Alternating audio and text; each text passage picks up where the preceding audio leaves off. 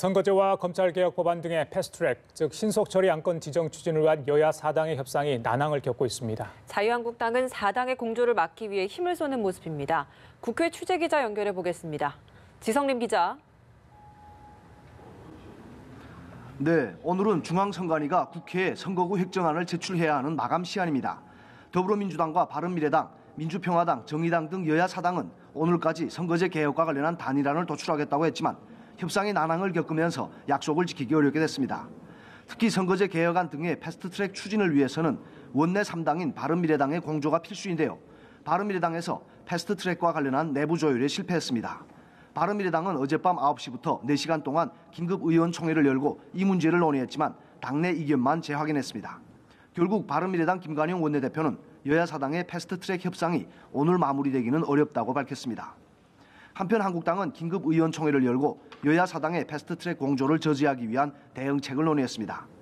한국당 나경원 원내대표는 의총 모두 발언에서 바른미래당 의원들을 향해 여당의 둘러리가 되지 말고 패스트트랙 추진에 참여하지 말라고 촉구했습니다. 한국당의 오늘 의원총회 드레스 코드는 이른바 블랙이라고 하는데요. 항의의 뜻으로 상복을 입었다는 의미라고 합니다. 한국당 의원들은 의총에서 피켓을 들고 선거법 날치기를 중단하 등의 구호를 외치기도 했습니다. 자, 그리고 오늘 국회에서 행정안전위원회 등 여러 상임위 전체회의가 열리는데 여야 간 충돌 지점이 꽤 많죠? 네, 국회는 오늘 행정안전위원회와 문화체육관광위원회, 환경노동위원회 등 3개 상임위원회를 열고 주요 현안을 논의합니다. 행안위에서는 중앙선거관리위원회와 인사혁신처, 소방청 등 부처의 업무보고를 받는데요. 특히 선관위 업무보고에서는 TV 홍카콜라의 모금 활동이 법에 저촉된다는 선관위의 유권 해석과 관련해 한국당 의원들의 공세가 예상됩니다. 최근 선관위는 한국당 홍준표 전 대표의 유튜브 방송 채널인 TV 홍카콜라 측에 실시간 모금 활동을 중단하라는 공문을 보냈습니다. 이는 홍 전 대표를 사실상 정치활동을 하는 인사로 판단한 데 따른 조치입니다.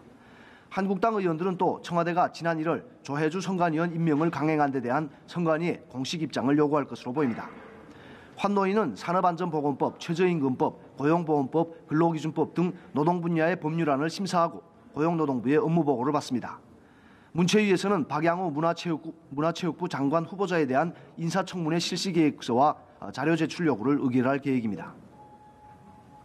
네, 민주당과 한국당 지도부의 행보도 관심입니다. 일단 민주당은 오늘 대전과 충북으로 향하고 한국당은 4.3 국회의원 보궐선거가 치러질 경남으로 향한다고요?